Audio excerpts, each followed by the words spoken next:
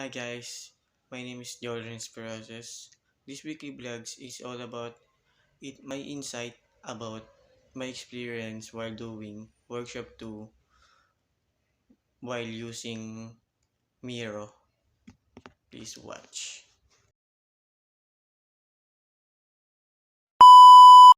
For workshop 2, involved integrating Miro seamlessly into design thinking frameworks to enhance collaborating and ideation to curriculum was meticulously struck, structured to guide participants through each stage of design thinking process, liberating Miro digital canvas, template, and interactive tools. Facilitators and underwent training of effectively utilize Miro features and facilitate dynamic groups interactions.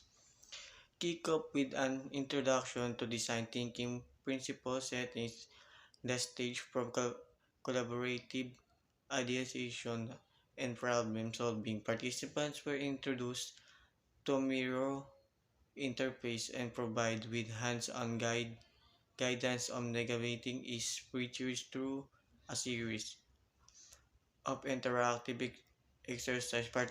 Participants apply design thinking method methodologies within Miro, fostering and a culture of experimentation and innovation.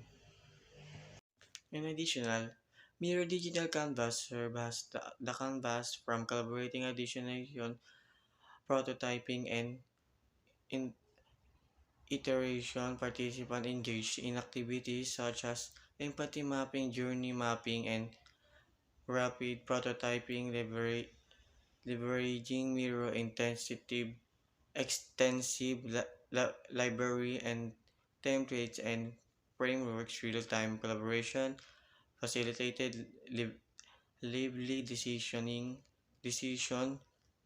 enabling participants to create solution and it, iterate on ideas shamelessly.